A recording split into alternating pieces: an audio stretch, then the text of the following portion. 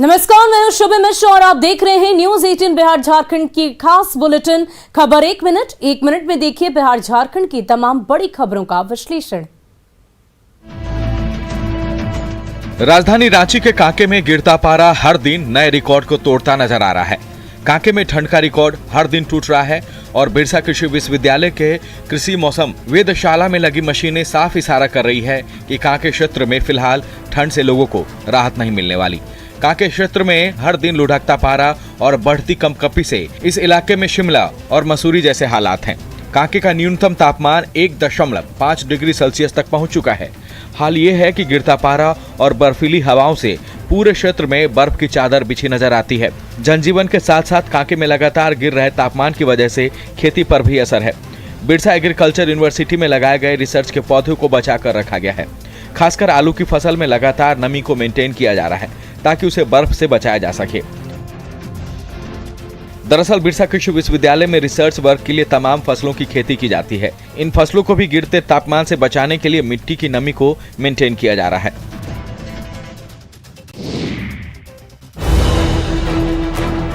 लाठी डंडों से लैस एक गुट दूसरे गुट के लोगों पर ताबड़तोड़ लाठियां बरसा रहा है। सोशल मीडिया पर वायरल यह वीडियो सहरसा का बताया जा रहा है। सदर थाना क्षेत्र के रामफल टोला वार्ड नंबर 2 का ये मामला है, जहां जमीन विवाद में एक पक्ष के लोगों ने दूसरे पक्ष के लोगों की लाठी डंडों से जमकर पिटाई कर दी। तस्वीरों में आप साफ देख सकते हैं कि किस तरह लाठी डंडे और हड़वे हथियार से लैस लोग गाली गलौज करते हुए पिटाई कर रहे हैं। पीड़ित परिवार का आरोप है कि शहर में जमीन के कुछ दलाल जबरन उन लोगों को यहां से हटाने के लिए दबाव डाल रहे हैं, मारपीट करते हैं। इन दबंगों को पुलिस का भी शह मिला हुआ है, तभी तो एक FIR दर्ज कराने के लिए भी पीड़ित परिवार को थाने के चक्कर कटाए जा रहे हैं। जमीन विवाद के जंग में वायरल इस वीडियो पर पुलिस को संज्ञान लेना होगा, आरोपियों के खिलाफ कार्रवाई करनी होगी और जो पीड़ित न्याय के लिए भटक रहे हैं उनकी मदद करनी होगी।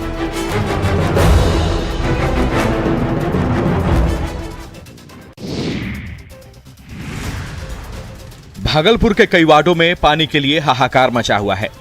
नगर निगम क्षेत्र के कई वार्ड के लोग पानी की किल्लत से परेशान हैं।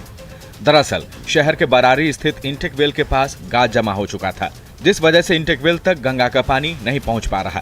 हालांकि गाद हटाने के लिए नगर निगम की ओर से कवायद की गई है। उम्मीद है कि जल्द ही शहर के बरारी और सुर्खीकल मोहल्ले में पानी की सप्लाई शुरू हो जाएगी। वहीं शहर के सभी मोहल्ले में पानी पहुंचाने में अभी वक्त लग सकता है। लेकिन सवाल है कि जब ठंड के दिनों में इंटेक वेल तक पानी नहीं पहुंच पा रहा है, तो गर्मी के दिनों में जब गंगा का जल स्तर नीचे जाएगा तो हालात कैसे होंगे। हालांकि देखा जाए अभी जो है जाड़े का मौसम है, ठंड का मौसम है और निगम प्रशासन की जो लापरवाही है वो साफ देखी जा सकती है। हालांकि अभी जो है जून जुलाई के महीने में और भी पानी की किल्लतें गहराएगी, लेकिन देखना यह होगा कि निगम प्रशासन इन समस्या से कैसे निजात पाता है।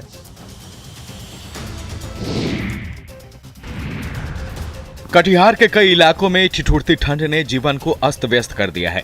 इन कंपकपाती ठंड से वे लोग ज्यादा परेशान हैं जो गरीब हैं, सड़क किनारे रहकर जीवन यापन करते हैं। ऐसे ही लोगों के लिए कटिहार नगर निगम की ओर से ठंड में रैन बसेरा की व्यवस्था की गई है। नगर निगम की ओर से संचालित इस रैन बसेरा में साफ सुथरा रूम, सोने के लिए बेड और ठंड से बचने के लिए कंबल की व्यवस्था की गई है। इस कंपकपाती ठंड में कटिहार नगर निगम की पहल वरदान साबित हो रही है। रैन बसेरा में गर्म बिस्तर से लेकर शौचालय और स्नानागार और महिलाओं के ठहरने के लिए अलग अलग फ्लोर पर व्यवस्था की गई है। महिलाओं की सुरक्षा के लिहाज से भी ये रैन बसेरा बेहतर है। रोजाना इस रैन बसेरा में ठंड से बचने के लिए लोग पहुंच रहे हैं। हम लोग का 2 वार्ड है, एक नीचे जेंट्स का वार्ड है, ऊपर लेडीज का वार्ड है, तो जेंट्स और लेडीज दोनों अलग अलग रहते हैं। फिलहाल कटिहार नगर निगम की ओर से संचालित इस रैन बसेरा में 25 बेड की व्यवस्था है और जरूरत के मुताबिक 50 और बेड की व्यवस्था भी की जाएगी।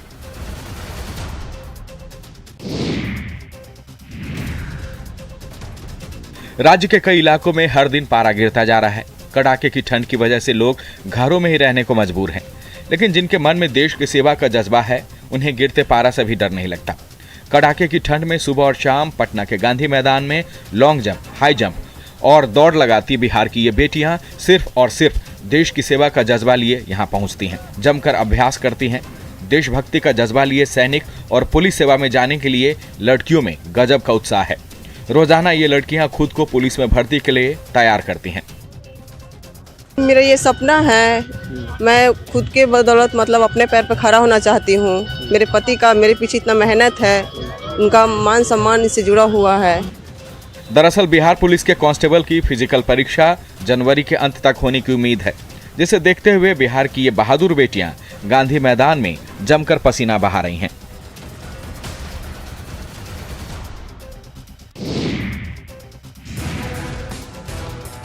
फुलवारी शरीफ के एक पैक्स अध्यक्ष की पहल से अन्नदाता के चेहरे पर मुस्कान है। आलमपुर गोनपुरा पैक्स अध्यक्ष किसानों को धान भरने के लिए मुफ्त में बोरा दे रहे हैं। बाजार से जूट के बोरे की खरीद के लिए अब तक किसानों को 35 रुपए से ज्यादा देने पड़ते थे, लेकिन पैक्स अध्यक्ष की पहल से किसानों की ये दिक्कतें दूर हो गई है। यानी आलमपुर गोनपुरा पैक्स अध्यक्ष की पहल से किसानों को समर्थन मूल्य में सीधा 100 रुपए का फायदा पहुंचने लगा है। दरअसल किसानों की धान खरीद पर सरकार 1940 रुपए एमएसपी दे रही है और बोरे का 25 रुपया भी अलग से मिल रहा है। धान बिकवाली के लिए किसानों को मुफ्त में बोरा मिलने पर बोरे का यह पैसा सीधे किसानों के खाते में आ रहे हैं। फायदा है कि बोरा हम लोग को मिल जा रहा है। पैक्स अध्यक्ष इतना फायदा है कि बोरा मिल गया। 100 कुंटल धान आज भी मैंने दिया, 200 बोरा।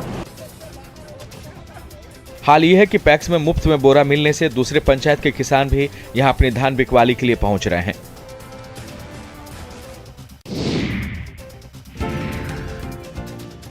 युवक और तोते की दोस्ती लोगों के बीच चर्चा का विषय बनी हुई है। सिवान निवासी आरिफ और तोते के बीच लगाव इतना अधिक है कि दोनों एक दूसरे के बिना नहीं रह सकते। दोनों हमेशा एक साथ रहते हैं और तोता सिर्फ युवक की बात को ही सुनता है और उसके कहने पर कलाबाजी भी दिखाता है। इस तस्वीर में युवक और तोता के बीच की दोस्ती ने लोगों को ध्यान अपनी ओर खींचने पर मजबूर कर दिया है। वीडियो फुटेज में युवक और तोता बाजार की सैर करके साथ साथ होटल में एक साथ नजर आ रहे हैं, जहां युवक तोता के साथ बात करते हुए उसे फल खिला रहा है। इसके बारे में युवक का कहना है कि उसकी और तोते की दोस्ती करीब 4 साल से है। युवक और तोते की दोस्ती लोगों का मनोरंजन करने के साथ साथ आपस में एक साथ रहने का संदेश भी देती रही है, जिसे लोगों को समझने की जरूरत है।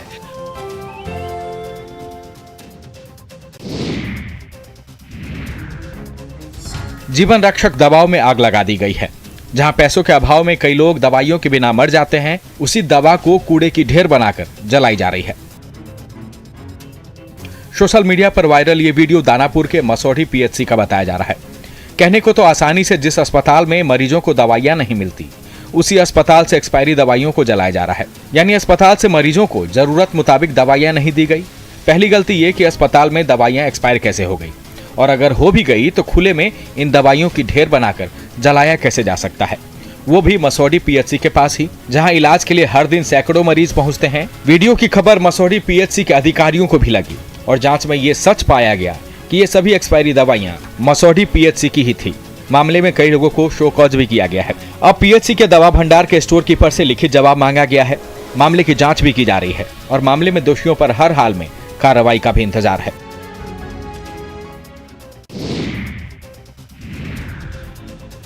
गंगा नदी में सैकड़ों की तादाद में नाव की ये तस्वीर किसी प्रदर्शनी का नजारा नहीं है और ना ही किसी तरह की फिल्म की शूटिंग हो रही है। गंगा नदी में नाव पर सवार लोगों का नाम बालू माफिया है। पटना के गांधी सेतु के नीचे गंगा नदी में ये बालू माफिया रोज सैकड़ों टन बालू का अवैध खनन करते हैं। रोजाना 500 से अधिक नावों पर सैकड़ों क्विंटल गंगा नदी से बालू निकालते हैं। हाल ये है कि पटना से कोइलवर तक कई घाटों पर बालू की अवैध मंडियां चल रही है, जहां हर रोज ये बालू माफिया गंगा नदी से बालू निकालकर खुलेआम बेचते हैं। अवैध बालू खनन पर तमाम सख्ती के बावजूद इन माफियाओं को किसी का डर नहीं। बालू का अवैध धंधे में शामिल कई सरकारी अधिकारी भी नप रहे हैं, लेकिन खुलेआम सैकड़ों की तादाद में नाव लेकर ये बालू माफिया गंगा नदी में उतरते हैं, क्विंटल भर बालू निकालते हैं। कई बार तो कार्रवाई के दौरान ये पुलिस पर भी हमला कर देते हैं। यानी खुलेआम गंगा नदी से बालू की लूट पर सरकारी कोशिशें नाकाम साबित होती दिख रही है।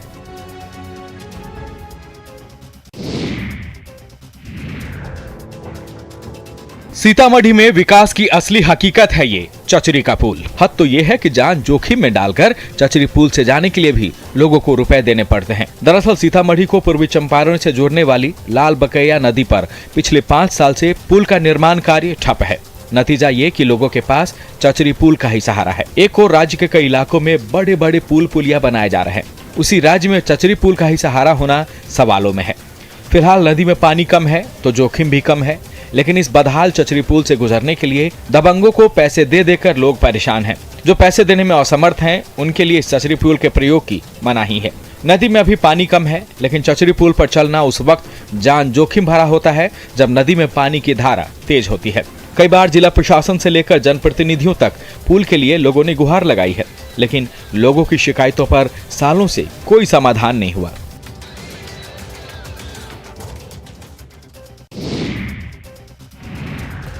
मुख्यमंत्री नीतीश कुमार ने साफ कह दिया है कि शराबबंदी पर कोई समीक्षा नहीं होगी। हाँ, इस कानून को और सशक्त बनाने के लिए लगातार समीक्षा बैठक होती रहेगी और मुख्यमंत्री के समीक्षा बैठक का जिलों में असर भी हो रहा है। लेकिन सरकार और प्रशासन की लाख सख्ती के बावजूद शराब तस्कर मान नहीं रहे हैं। छोटे छोटे इलाकों में शराब पीने पिलाने का सिलसिला थमता नजर नहीं आ रहा है। भागलपुर रेलवे स्टेशन परिसर की इस तस्वीर को ही देख लीजिए। रेलवे स्टेशन परिसर में शराब की एक दो नहीं बल्कि कई खाली बोतलें मिली। स्टेशन परिसर के अंदर शराब की महफिल और जमकर जाम छलकाने की यह तस्वीर अब सवालों में है। शराब की ये खाली बोतलें प्रशासन के लिए चुनौती है कि कैसे रेलवे स्टेशन जैसे व्यस्त जगहों पर लोग शराब पी रहे हैं और इसकी भनक किसी को नहीं लग रही। ये हाल तब है जब स्टेशन परिसर के पास ही पुलिस चौकी है, फिर भी भागलपुर रेलवे स्टेशन परिसर शराबियों का अड्डा बन गया है।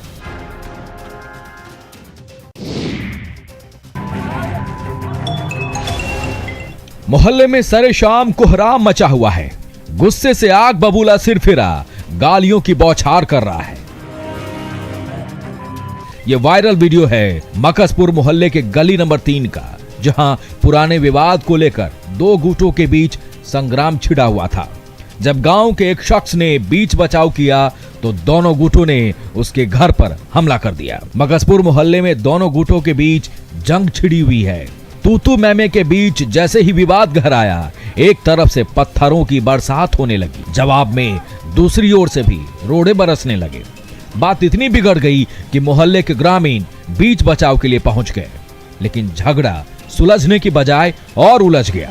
नशे में धुत सिर फिरा रिवॉल्वर लहराने लगा और सरेआम जान लेने की धमकी देने लगा। इस वीडियो के जरिए कासिम बाजार पुलिस इन अपराधियों की सरगर्मी से तलाश कर रही है।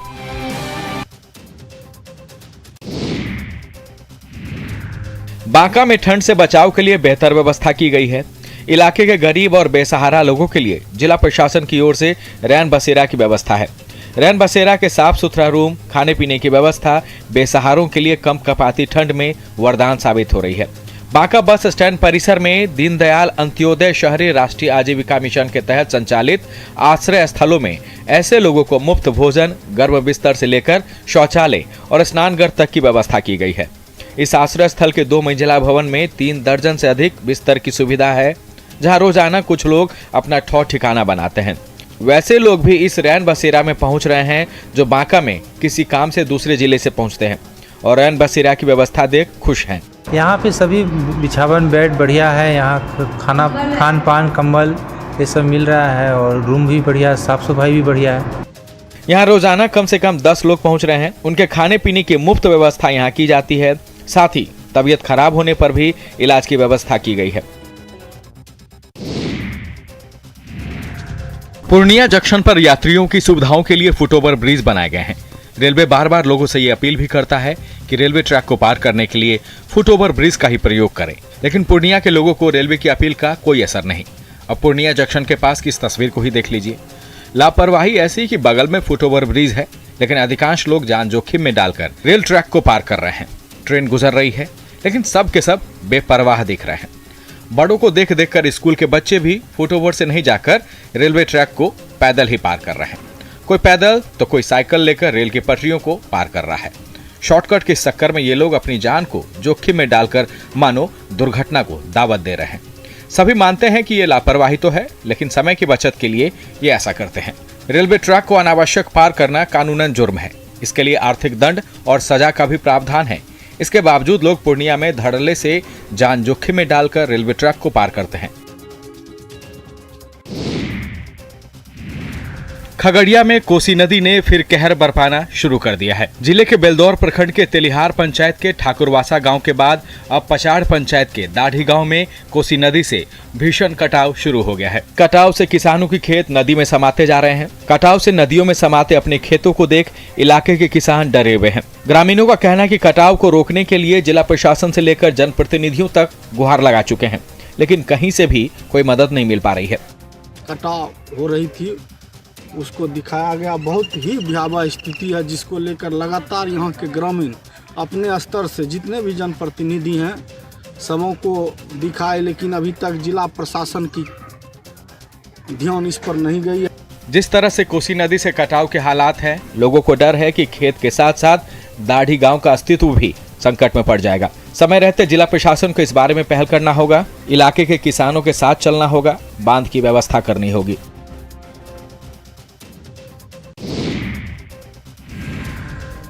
नेपाल के तराई इलाकों में अचानक ठंड बढ़ जाने से जनजीवन अस्त व्यस्त है। गिरते पारा के बीच इलाके के लोग ठहर से गए हैं। सुबह से ही घना कुहासा छा जाता है। आमतौर पर वाल्मीकि नगर के जिन सड़कों पर लोगों की भारी भीड़ होती है, वहां कोहरे ने मानो रफ्तार रोक दी है। कम कपाती ठंड और घने धुंध की वजह से सड़कों पर सन्नाटा है। हाल ये है कि जो लोग पहले मॉर्निंग वॉक पर निकलते थे, वो भी इस ठंड और कुहासे की वजह से मॉर्निंग वॉक पर निकलने से परहेज कर रहे हैं। कहीं लोग अलाव जलाकर इस ठंड से बचने की कोशिश कर रहे हैं, तो कहीं कुछ लोग चाय की दुकानों पर चूल्हे से ही आग सेक रहे हैं।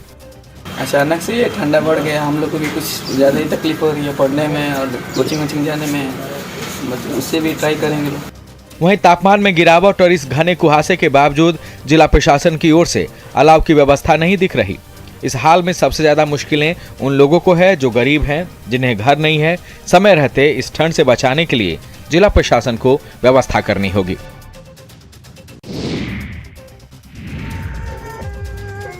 साल 2021 का आखिरी महीना है और लोग नए साल का आगाज खुशियों के साथ करने की तैयारी कर चुके हैं।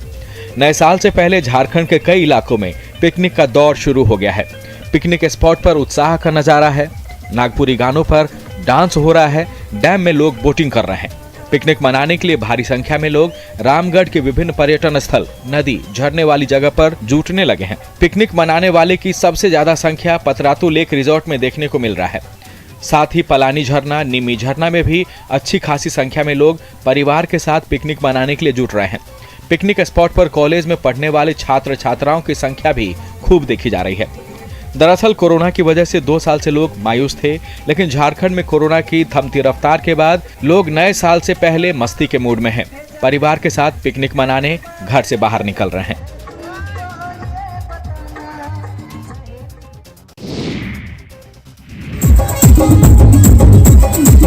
क्रिसमस जैसे जैसे नजदीक आता जा रहा है, वैसे वैसे आदिवासी बहुल सिमडेगा में क्रिसमस गैदरिंग की खुमारी चढ़ती जा रही है। सिमडेगा में तो क्रिसमस का जश्न कई दिनों से जारी है।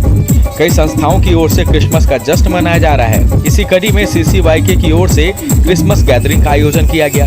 क्रिसमस गैदरिंग के इस कार्यक्रम में काफी लोग पहुंचे। बड़े मैदान के बड़े मंच पर नागपुरी गानों पर डांस चलता रहा। लोग जश्न में डूबे रहे। कार्यक्रम स्थल पर मीना बाजार का भी आयोजन किया गया। इस मीना बाजार में तरह तरह के स्टॉल लगाए गए, जहां आदिवासी संस्कृति की झलक देखने को मिली। क्रिसमस गैदरिंग में स्थानीय कलाकारों ने मसीही गानों पर भी डांस किया और इन गानों पर लोग खुले आसमान के नीचे झूमते रहे। मजदूर, किसान, व्यवसायी सभी ने यहाँ आने का काम किया है और अपनी उपस्थिति। क्रिसमस का ये त्योहार आपसी सौहार्द का भी संदेश देता है और इस तरह से क्रिसमस गैदरिंग से आपसी प्रेम और भाईचारा भी बढ़ता है।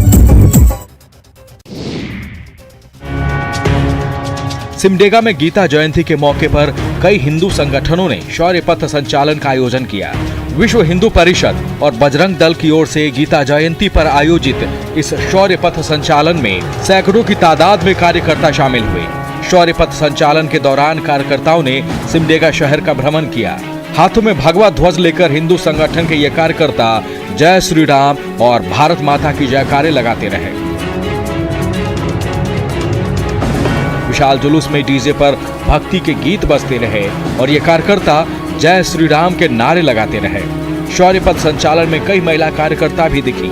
जिला मुख्यालय के गांधी मैदान से निकलकर ये शौर्य पथ संचालन का ये जुलूस देवराहा बाबा के आश्रम पहुंचा। शौर्य पथ संचालन का ये विशाल जुलूस शहर के जिस चौक चौराहे गली मोहल्ले से गुजरा, पूरा माहौल भक्ति और राष्ट्रीय प्रेम में दिखा।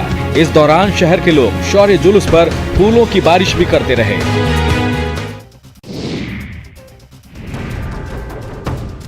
हिल स्टेशन शिमला से हजारों किलोमीटर दूर झारखंड का मिनी शिमला जमने लगा है।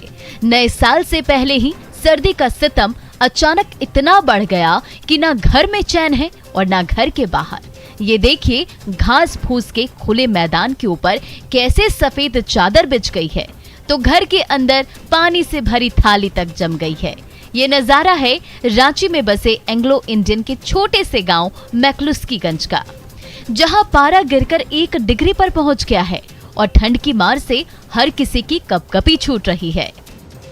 मैक्लुस्कीगंज में पड़ रही ठंड से हर आमो खास परेशान है, तो गरीब मजदूर की रोजी रोटी मारी जा रही है।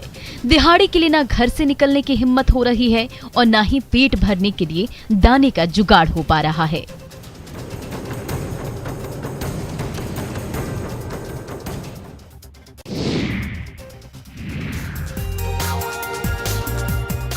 कड़ाके की ठंड में भी जब ये पहलवान खुले बदन में अपना दमखम दिखाने लगे, तो मोटी मोटी स्वेटर पहनकर दर्शक दीर्घा में बैठे मेहमानों के पसीने छूटने लगे। ये नजारा है डेहरी के अब्दुल कयूम अंसारी भवन में हुए new Bihar body fitness championship का, जहां बिहार के कोने कोने से पहुंचे ये पहलवान जब अपने 6 पैक एब्स दिखाने लगे, तो हर कोई उनकी चुस्ती फुर्ती और फिटनेस का कायल हुए बिना नहीं रह सका। आज जब बॉडी बिल्डिंग चैंपियनशिप का मंच मिला, तो इन जाबाजों ने यहाँ भी अपने दम से सारा जहां जीत लिया। बिहार बॉडी बिल्डिंग चैंपियनशिप में 150 से भी ज्यादा पहलवानों ने अपना डिलडॉल दिखाया, जिसमें से बिहार शरीफ, औरंगाबाद और सासाराम के 3 पहलवानों के सिर विजेता का ताज सजाया गया। और फिलहाल के लिए इस बुलेटिन में इतना ही। मुझे दीजिए इजाजत। न्यूज़ 18 बिहार झारखंड पर खबरों का सिलसिला जारी रहेगा।